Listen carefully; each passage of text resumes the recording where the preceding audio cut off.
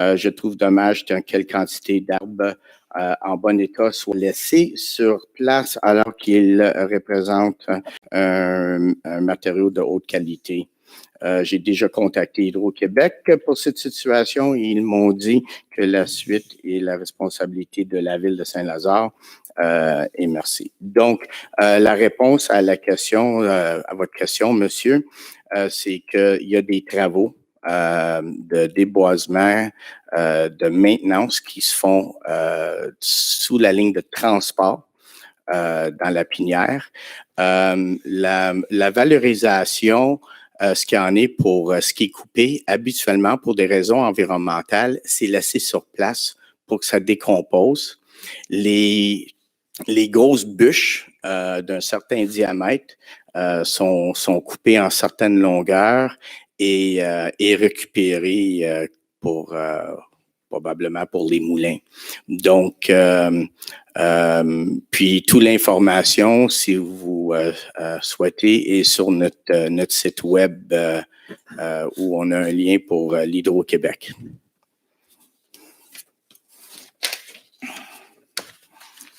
Donc, la prochaine question, c'est de M. Nichols. After the February 25th MRC Council meeting, Mayor Gramado contacted the local journal and told them to visit MRC to get a story about possible mining in Saint-Lazare. Actually, it was possible mining in Vaudreuil-Soulanges. At the March 3rd caucus meeting with all the councillors, Mayor Gramado did not advise the council about the possibility of mining in Saint-Lazare. On the March 4th, the local journal published a story about possible mining in Saint-Lazare. My councillor knew nothing about this issue until reading about it in your local journal. Donc, I would like to know why the mayor did not advise the council about possible mining in Saint-Lazare for 14 days. Okay, so the situation is as follows. Yes, it was discussed at the MRC during caucus.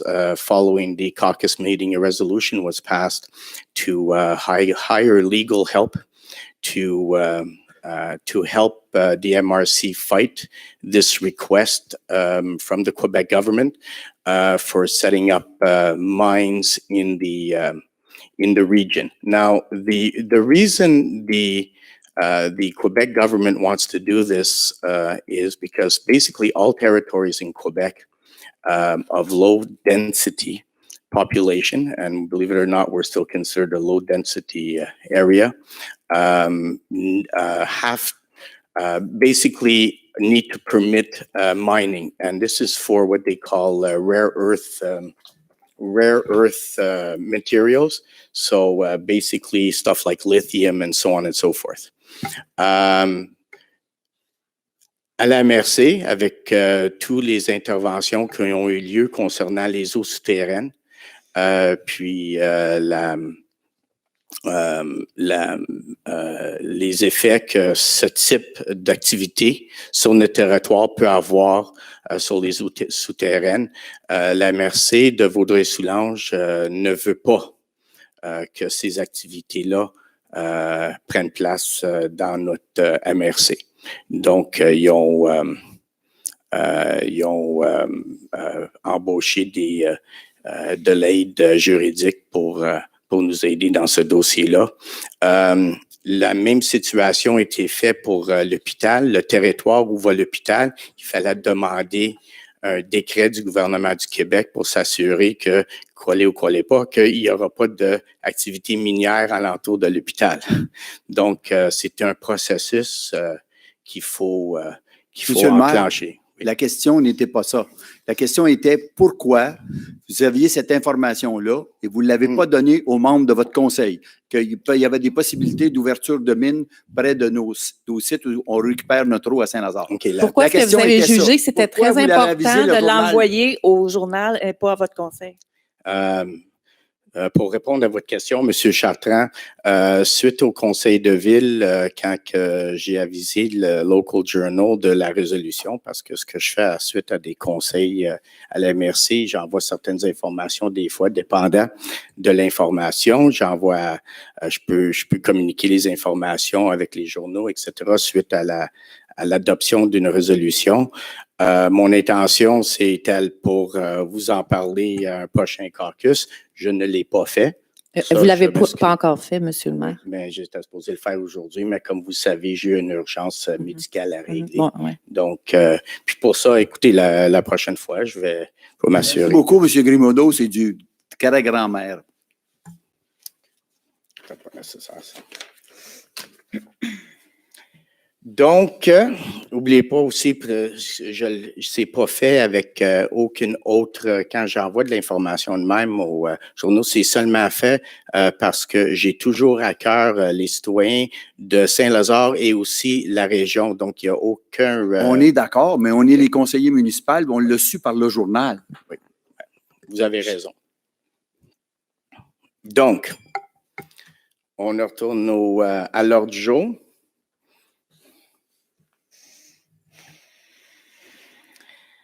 L'ouverture de la séance. Madame Reynaud, modification à la composition des commissions et des comités de travail. Monsieur le maire, Ah oui, il faut approuver l'ordre du jour. Donc, un vote pour l'ordre du jour, s'il vous plaît. Pour.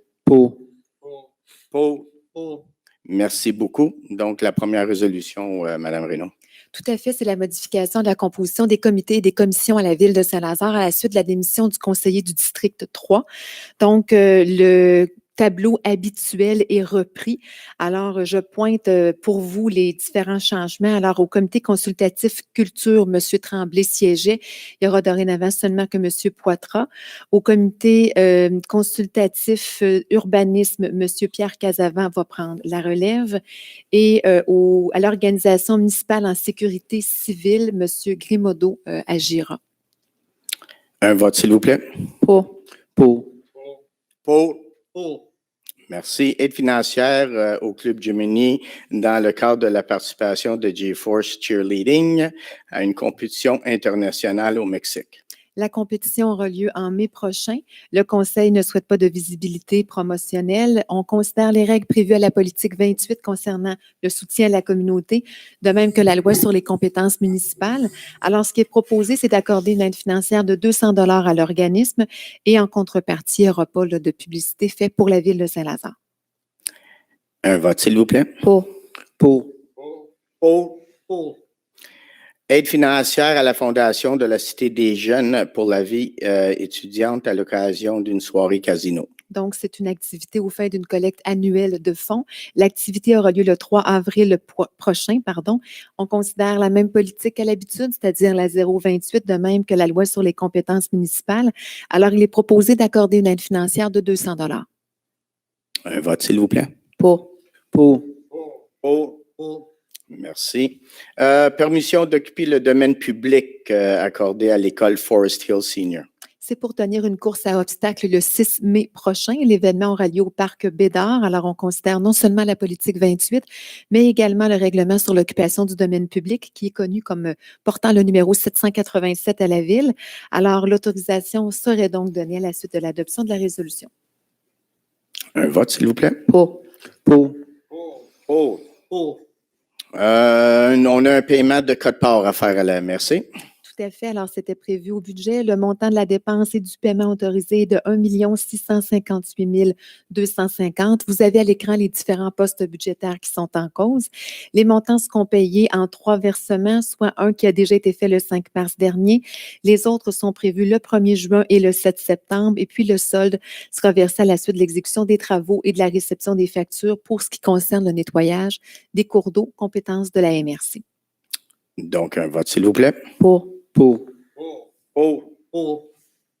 Merci. Autorisation temporaire d'un usage récréation extensif dans le C4, ou de C4, dans la zone publique, le P182. En fait, dans cette zone-là, on retrouve le complexe sportif Saint-Lazare qui, l'an dernier, a tenu un événement canin. L'événement revient cette année, mais à une période différente de l'année. Le Conseil, en fait, réitère l'autorisation qu'il avait donnée l'an dernier. Alors, l'événement aura lieu du 15 au 18 mai prochain. C'est au 1850 rue des Loisirs. Ça comprend l'hébergement sur le site avec, entre autres, avec du camping. Donc, c'est pas permis par la réglementation municipale, sauf que le Conseil souhaite quand même permettre l'usage pour une manière exceptionnelle. Alors, vous avez là, le contenu de la résolution qui explique les motivations et vous avez dans la résolution comme telle les différentes conditions auxquelles l'autorisation est donnée. Alors, entre autres, pas de feu sur le site, la quiétude du voisinage doit être assurée, pas d'affichage, pas de frais non plus exigés pour le camping. Il doit avoir des allées d'accès conformes au Code national de prévention des incendies pour assurer la sécurité sur les lieux. Le lot municipal aussi qui va être aussi utilisé parce qu'on en permet l'usage doit être laissé propre et finalement, on doit prendre les moyens nécessaires pour communiquer les informations et assurer le respect de chacune des conditions que je vous ai mentionnées. Donc, un vote, s'il vous plaît. Pour. Pour. Excellent, merci. Donc, approbation d'un procès-verbal. Alors, le procès-verbal qui était approuvé ce soir est celui de la séance de février dernier. La version préliminaire était déjà disponible sur le site Internet de la Ville. Merci. Un vote, s'il vous plaît. Pour. Donc, autorisation de dépenses aux fins de la tenue d'une élection partielle.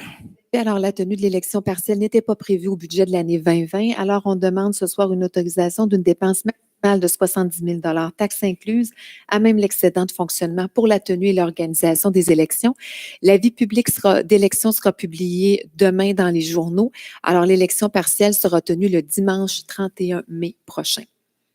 Donc, un vote, s'il vous plaît. Pour. Donc, on a 4 avis de motion ce soir, Mme Reynaud. Y compris les dépôts de projets de règlement. Alors, le premier, c'est le projet de règlement numéro 1082 qui décrète un emprunt pour essentiellement du pavage sur la rue des Coccinelles, qui est située dans le secteur H300. Donc, l'ensemble immobilier de la Cité des Champs qui est à l'intersection du chemin de la Cité des Jeunes et du chemin Saint-Angélique. Alors, ce sera donc non seulement la pose de le pavage, mais aussi la pose de bordure et l'installation d'éclairage. Vous avez également le projet de règlement numéro 1083 qui décrète un emprunt pour des travaux de pavage aussi, mais cette fois dans l'ensemble immobilier de la place du parc, c'est-à-dire étant connu comme étant l'ancien camping du lac des Cèdres. Alors, les rues qui seront pavées seront la rue des Gérardis, en partie la rue des Lupins et la rue des Trèfles. Le prochain avis de motion et dépôt de règlement, c'est le règlement numéro 1084 qui prévoit un encadrement des chiens en complément de la réglementation provinciale qui est entrée en vigueur le 3 mars dernier. Donc, on sait que dorénavant, en vertu de la loi, c'est le règlement provincial qui s'applique. Par contre, il y a certaines petites adaptations qui doivent être faites dans la réglementation municipale. Alors, le projet de règlement est déposé ce soir et sera déposé là, incessamment sur le site Internet de la Ville.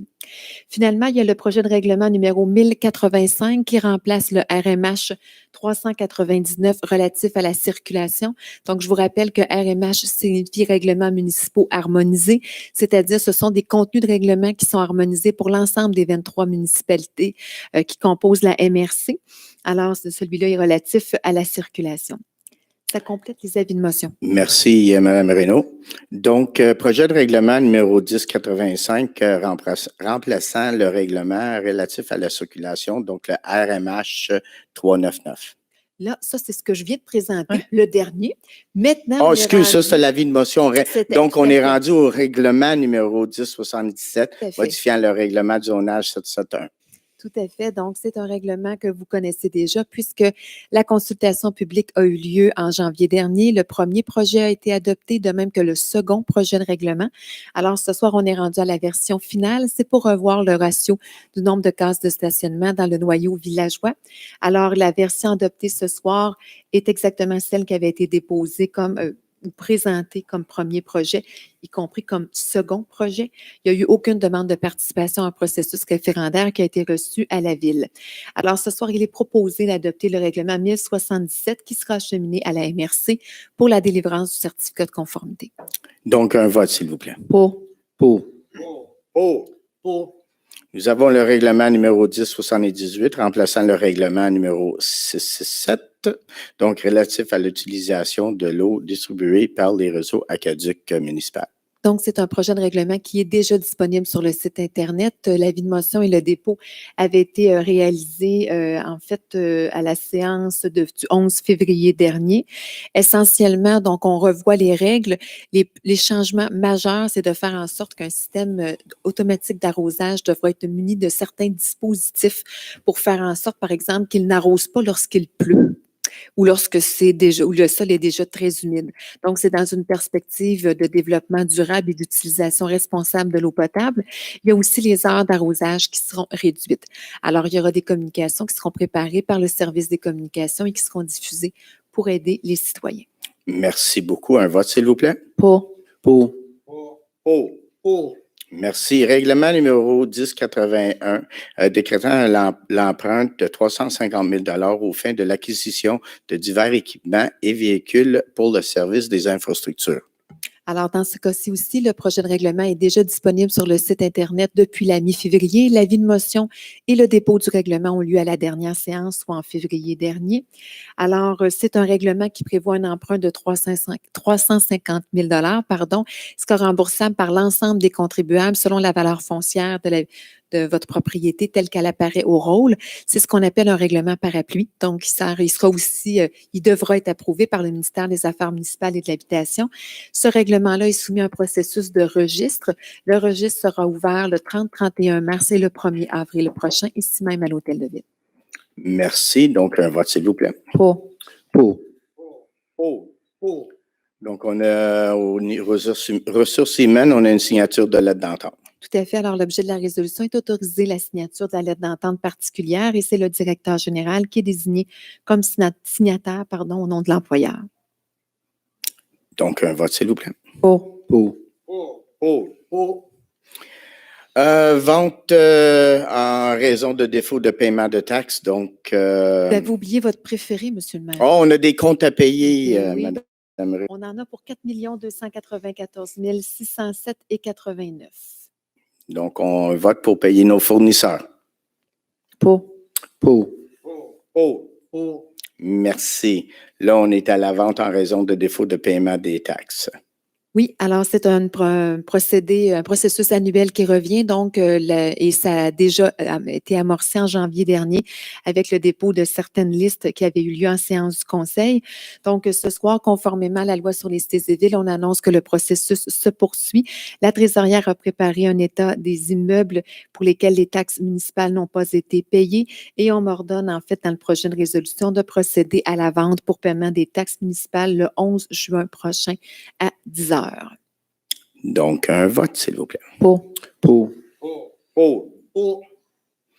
Donc, acceptation des plans dans le cadre d'aménagement, du raccordement, de la mise en exploitation des puits dans le secteur de la Pinière.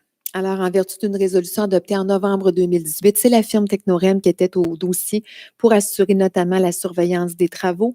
La compagnie Les Forages LBM Incorporée a été mandatée pour réaliser les travaux de forage en juin 2019 et la firme Technorem a déposé les plans relatifs à la mise en place de la conduite d'amener qui relie les nouveaux puits d'eau potable à l'usine de filtration Saint-Angélique. Alors, il est proposé ce soir d'accepter les plans qui ont été préparés et de les transmettre au ministère de l'Environnement. Et on confirme aussi au ministère de l'Environnement que la Ville, évidemment, ne s'objecte pas à la délivrance de toutes les autorisations qui sont requises en vertu de la loi et de même qu'elle transmettra à la fin des travaux l'attestation signée par un ingénieur, puis que la Ville s'engage à entretenir les ouvrages conformément au programme qui sera élaboré. Merci. Donc, un vote, s'il vous plaît. Pour. Donc, acceptation des plans de l'ensemble immobilier de la Place Verdé. Donc, c'est la phase 3. Alors, les plans qui sont acceptés, vous voyez leurs différentes identifications à l'écran. Ils ont été préparés en date du 30 janvier dernier. Alors, comme prévu au règlement municipal 439, la Ville va se porter acquéreur des infrastructures à la fin des travaux. Et c'est le maire et le directeur général qui sont autorisés à signer le document demande et engagement. Donc, un vote, s'il vous plaît. Pour. Donc, aux demandes de permis de construction, on a la modification extérieure du bâtiment commercial situé au 1867 chemin Saint-Angélique. Donc, pour permettre aux gens dans la salle ou encore à la maison de situer le 1867 chemin Saint-Angélique, vous avez donc le chemin Saint-Angélique où vous voyez le curseur à l'écran et le local, en fait, est situé dans l'espace en jaune. C'est là où on a quelques commerces à la ville, donc connus comme étant le centre d'achat. Donc, vous devriez être situé. Je vais faire une publicité, tiens, pour le Bravo ce soir. Alors, le CCU a analysé la demande de modification au bâtiment le 18 février dernier. Plus précisément, il s'agit de l'ajout d'une fenêtre en façade, l'ajout d'une porte de service sur l'élévation arrière et d'agrandir la porte de service existante. Le projet respecte le règlement sur les PIA et le CCU recommande au Conseil de procéder, toutefois seulement si le pourtour de la porte de service existante est harmonisé avec l'ensemble du bâtiment. Alors, il est proposé d'entériner la recommandation du CCU relativement au pourtour et d'accepter le PIA. Merci. Donc, un vote, s'il vous plaît. Pour. Merci. Construction d'une habitation unifamiliale isolée située au 2796 chemin Saint-Angélique.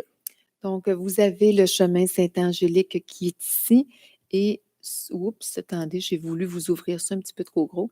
C'est la rue du Ruisseau et la rue de Bellevue qui est juste, je vais vous rapetisser ça, qui est juste ici. Alors, le chemin Saint-Angélique est ici et vous aurez l'habitation qui sera construite là, c'est un grand lot allumette, là, donc c'est pour ça que toute la section est en jaune. Alors, le projet a été analysé par le CCU le 18 février dernier. C'est pour la construction donc d'une habitation unifamiliale. Vous avez les différents matériaux proposés qui vous sont rappelés dans la résolution. Le projet respecte les critères et les objectifs du règlement sur les PIA et le CCU recommande de l'accepter. Alors, c'est ce qui est proposé ce soir. Donc, un vote, s'il vous plaît. Pour. Construction d'une habitation multifamiliale à être située au 1830 rue des Trèfles. Alors, la rue des Trèfles se situe dans l'ensemble immobilier de la place du Parc dont on a parlé tout à l'heure, donc l'ancien secteur du camping. Alors, vous êtes en fait ici. Je n'ai pas un visuel qui est très, très révélateur. Non, effectivement, c'est le mieux que je peux vous positionner. Désolée. Alors, vous avez les différents matériaux qui sont utilisés, qui sont présentés à l'écran. Le projet doit respecter le critère sur les PIA. Ça ne respecte pas l'objectif d'être harmonisé et de mettre en valeur le paysage bâti et naturel existant, de sorte que dans ce cas-ci, le CCU recommande au Conseil de refuser le PIA tel que présenté et c'est ce que se propose de faire le Conseil. Merci. Donc, un vote, s'il vous plaît. Pour. Nous avons une dérogation mineure ce soir, l'augmentation d'une superficie maximale autorisée d'un bâtiment accessoire pour la propriété située au 1730 rue des Parquerettes. Alors, la rue des Parquerettes, on est donc dans un secteur à l'arrière du garage municipal. Parfois, les gens le désignent comme ça. Donc, ou si vous voulez, au nord de la rue du Tournesol et de la rue des Véroniques. Alors, on est à l'arrière, ici. Donc, vous avez la propriété qui est en cause. En fait, dans ce cas-ci, il y avait une construction accessoire, une remise qui était présente sur le terrain depuis plusieurs années. Et la Ville a effectué des travaux pour améliorer le drainage dans le secteur et on a dû retirer le bâtiment. Alors maintenant, on l'a retiré, mais c'est un bâtiment qui bénéficiait de droits acquis. Il y avait une superficie supérieure à ce que la réglementation actuelle prévoit. Alors, ce qui a été proposé au propriétaire, dans le fond, c'est de faire les démarches pour lui accorder une dérogation mineure parce que la Ville s'est engagée à replacer un bâtiment qui va quand même être plus petit que celui qui était là à l'origine. Alors, c'est ce qu'on explique dans le projet de résolution. Il y a eu un avis public qui a été aussi publié dans le journal il y a un peu plus de 15 jours pour annoncer la demande de dérogation mineure. Alors, essentiellement, on va permettre une construction d'une remise de 26 mètres carrés sur une propriété ayant une superficie de 742,6 mètres carrés. Et selon l'article 119 du règlement de zonage, la superficie dans un tel cas devrait être de 19 mètres carrés. Alors, on explique là, la référence aux travaux d'égout pluvial, la remise qui initialement avait 39 mètres carrés. C'est une situation où une dérogation mineure est possible, non seulement en vertu de la réglementation municipale, mais aussi en vertu de la loi sur l'aménagement et l'urbanisme. Donc, un vote, c'est... Ah non, avant qu'on passe au vote, donc c'est une dérogation mineure. S'il y a quelqu'un dans la salle qui a une question ou un commentaire concernant cette dérogation mineure-là, vous avez le droit de parole. Donc, un vote, s'il vous plaît. Pour. Merci beaucoup. Donc, je sais que le printemps arrive, mais il faut quand même qu'on se prépare pour l'hiver prochain. Donc, demande de soumission publique aux fins du déneigement des réseaux routiers de la municipalité. Donc, les contrats qui étaient actuellement en vigueur viennent à échéance. Alors, selon l'estimation qui a été effectuée, c'est un appel d'offres public qui sera requis en vertu des tranches de montants qui sont prévues à la loi sur les cités et villes. Alors, on autorise donc ce soir la demande de soumission publique sous réserve d'une modification qui serait autorisée, entre autres, par le directeur du service des infrastructures ou par un addenda. Les soumissions seront ouvertes le mardi 28 avril prochain et on autorise finalement une dépense maximale de 2 000 $ pour toutes les publications exigées par la loi. Donc, un vote, s'il vous plaît. Pour. Merci. Donc, je crois qu'on a 9 contrats ce soir. On va commencer avec le premier contrat à donner, contrat aux fins de la fourniture d'asphalte.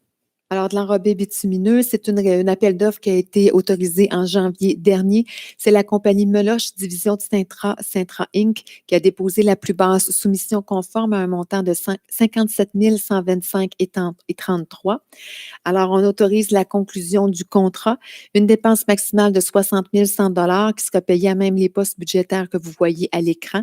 Ce sont des vases communicants, donc l'important, c'est que le total soit respecté. La dépense de 60 100 $ sera celle qui sera publiée au système électronique d'appel d'offres et le directeur service des infrastructures est autorisé à modifier le contrat sous réserve de la dépense maximale autorisée. Merci. Donc, un vote, s'il vous plaît. Pour. Donc, contrat aux fins du marquage de la chaussée. Les soumissions sur invitation ont été demandées à la suite d'une résolution adoptée en janvier dernier. C'est la compagnie Marquage et Traçage du Québec Incorporée qui a fourni la plus basse soumission conforme avec une offre à 71 759,16 $. Donc, on propose la conclusion du contrat avec cette compagnie, de même qu'une dépense maximale de 75 400 $. C'est ce montant qui sera publié au système électronique d'appel d'offres et le directeur du service des infrastructures est autorisé à apporter des modifications au contrat sous réserve de respecter la limite que je viens de vous mentionner au niveau monétaire. Un vote, s'il vous plaît. Pour. Donc, contrat aux fins de l'acquisition d'une tondeuse sur bras articulé pour tracteur. Donc, ça a été autorisé comme appel d'offres sur invitation en février dernier. C'est la compagnie Équipement Séguin et Frères Incorporés qui a déposé la plus basse soumission conforme avec une offre à 56 136,54 $. Dans cet appel d'offres-là, on prévoyait aussi la remise d'équipements municipaux et on invitait les soumissionnaires à déposer une offre pour tenir compte dans le fond, qu'ils pouvaient acquérir ces biens-là. C'est entre autres pour tenir compte de l'obligation de cession à titre onéreux des biens municipaux tels que prévu à la loi sur les cités et villes. Alors, on autorise ce soir la conclusion d'un contrat avec la compagnie Équipement Séguin et Frères qui a soumis une soumission totale de 61 885,29 $. C'est le montant qui sera publié au système électronique d'appel d'offres du Québec. Excusez, on a un petit ing qui apparaît 2 fois. Donc, là, on va autoriser aussi la remise d'une tondeuse sur bras articulé et d'un balai qu'on possède déjà en fonction de la remise des montants là, qui ont été soumissionnés. La dépense maximale autorisée de 61 900 $ et elle sera financée comme suit. Tout d'abord, 53 600 à même un règlement d'emprunt, 5 700 $ à même le revenu des 2 équipements et 2 600 $ à partir d'un poste budgétaire du Fonds général. Alors, l'emprunt au règlement 1046 est de 55 000 $ et son terme est fixé à 10 ans. Et finalement, on autorise le paiement sur livraison de la tondeuse sur bras articulés. Merci. Donc, un vote, s'il vous plaît. Pour. Pour. Pour. Installation d'un feu de circulation à l'intersection de l'avenue Bédard et du chemin Saint-Louis. La demande de soumission publique a été autorisée en janvier dernier selon l'analyse des soumissions reçues par la firme Induction Groupe Conseil. C'est la compagnie SGM Électricité qui a fourni la plus basse soumission conforme avec une offre à 140 508,88. On considère également la loi sur les travaux municipaux. Alors, il est prévu ce soir d'autoriser les travaux d'installation de feux de circulation à l'intersection de l'avenue Bédard et du chemin Saint-Louis. Le contrat, donc, sera conclu avec la compagnie SGM Électricité. La dépense maximale autorisée est de 165 000 $. Son financement est prévu à même le règlement d'emprunt numéro 1069 et le montant que je viens de vous mentionner sera celui publié au système électronique d'appel d'offres. Alors, en tenant compte de ce qui précède, on pourra autoriser les dépenses en cours de contrat, les décomptes progressifs en fait, pourvu que les paiements seront précédés d'une recommandation favorable et écrite de la firme Induction Groupe Conseil, de même que du directeur du service des infrastructures. Donc, un vote, s'il vous plaît. Je pense qu'il y avait beaucoup de gens qui attendaient une solution à l'intersection Bédard et Saint-Louis. On espère que ça va résoudre une grosse partie du problème. Pour. Enfin, c'est mon préféré. Pour. Donc, merci beaucoup. Contrat aux fins des excavations par aspiration. L'appel d'offres sur invitation a été autorisé en janvier dernier. Dans ce cas-ci aussi, c'est la compagnie Construction Camara qui a déposé la plus basse soumission conforme avec une offre à 38 804,06 sous. Alors, ce qui est proposé, c'est la conclusion du contrat, de même qu'une dépense maximale de 52 500. Et finalement, le montant qui sera publié au SCAO est de 52 500. Donc, un vote, s'il vous plaît. Pour. Merci. Contrat aux fins de la caractérisation biologique. Donc, les soumissions sur invitation ont été demandées en janvier dernier, selon le résultat de l'analyse des offres reçues. C'est la firme Cima Plus qui a obtenu le pointage final le plus élevé au terme du processus requis par la loi. Et l'offre de prix de cette dernière était de 66 639,51, ce qui inclut l'étude des chiroptères, soit les chauves-souris. Alors, c'est nécessaire aussi pour la firme Cima Plus d'utiliser les données géospatiales de la ville et d'avoir donc un accès à GMAP qui est fourni par la MRC. Alors, en conséquence, ce qui est proposé ce soir, tout d'abord, c'est la conclusion du contrat avec la firme Cima Plus. On autorise également une dépense maximale de 67 000 $. Ça sera le montant qui sera inscrit au système électronique d'appel d'offres. On permet à la firme Cima Plus d'utiliser les données géospatiales de la ville et on informe la MRC qu'elle va donc communiquer les informations à notre fournisseur. Un vote, s'il vous plaît. Pour. Merci. Contrat aux fins de la location d'un balai de rue. Alors, c'est un appel d'offres sur invitation qui a été lancé à la suite d'une autorisation donnée en janvier dernier. Donc, c'est pour la location d'un balai sans opérateur. C'est pour, entre autres, les opérations printanières de l'année 2020. C'est la compagnie Entretien JR Villeneuve Incorporée qui a déposé la plus basse soumission conforme à 27 594. Alors, il est proposé de conclure un contrat avec cette compagnie et d'autoriser une dépense maximale de 31 700 $. De même, on autorise le directeur du service des infrastructures à modifier le contrat s'il y avait lieu, pourvu qu'il respecte la limite maximale de 31 700 $. Merci. Donc, un vote, s'il vous plaît. Pour. Donc, contrat aux fins de l'acquisition d'une boîte en aluminium pour le camion Cube. Alors, c'est un projet qui était prévu au plan triennal des immobilisations qui a été adopté en décembre dernier. Il y a une demande de prix qui a été effectuée et lorsqu'on considère l'article 573 et suivant de la loi sur les cités et villes, c'est une adjudication de gré à gré. Donc, le montant de l'offre, en fait, qui est accepté de 18 625,95, c'est avec la compagnie Fourgon Leclerc Incorporée. On autorise le directeur du service des infrastructures à modifier le contrat s'il y avait lieu, sous réserve de ne pas dépasser un montant maximal de 24 200 $ et c'est payé à même l'excédent de fonctionnement non affecté. Donc, un vote, s'il vous plaît. Pour. Merci. Contrat de fourniture d'habits de travail. Et En de chaussures de Le sécurité. contrat a déjà été autorisé l'an dernier. Par contre, il y a une dépense supplémentaire à prévoir à être imputée pour l'année 2019, tout simplement parce que les quantités réelles ont été plus élevées que celles estimées lors de la préparation du budget. Alors, il est proposé d'autoriser une dépense supplémentaire maximale de 1 500 taxes incluses. Ça sera payé à même les postes budgétaires qui ont été identifiés à la résolution de janvier 2019. Le paiement de taxes incluses à la compagnie est de 2 782,76 et donc le montant du contrat sera révisé au système électronique d'appel d'offres pour correspondre à un total de 46 400 $. Merci. Donc, un vote, s'il vous plaît. Pour. Pour. On a une réception définitive dans l'ensemble immobilier de la place du Parc. Tout à fait. Alors, ce sont les réceptions provisoires des phases 3A et 3B. L'inspection finale a eu lieu le 28 janvier dernier et la firme CDGE qui supervise les travaux recommande de procéder à la réception. Alors, c'est ce qui est proposé ce soir, de procéder à la réception définitive des travaux, à l'exception de la plantation pour la renaturalisation des rives, du littoral et des bandes riveraines du cours d'eau, après confirmation aussi de la correction de certaines déficiences qui ont été identifiées à une liste préparée par CDGU. Alors, sous réserve de la remise d'une nouvelle garantie bancaire, il y aura une garantie bancaire équivalente à 10 qui sera échangée et cette nouvelle garantie sera remise à la compagnie à suite de la confirmation écrite de la réalisation des travaux à la satisfaction de la firme et de la ville. Donc, un vote, s'il vous plaît. Pour. Pour. Dépôt de documents, Mme Reynaud. Donc, je dépose comme à l'habitude la liste des engagements. Elle est en date du 3 mars dernier. La liste des personnes qui ont été embauchées depuis la dernière séance régulière du Conseil, conformément au règlement 834. Je dépose également 2 procès-verbaux qui montrent des corrections qui ont été apportées à 2 résolutions adoptées antérieurement. Et c'est tout. C'est un vote pour le lever de la séance, s'il vous plaît. Pour. Merci beaucoup et bonne soirée.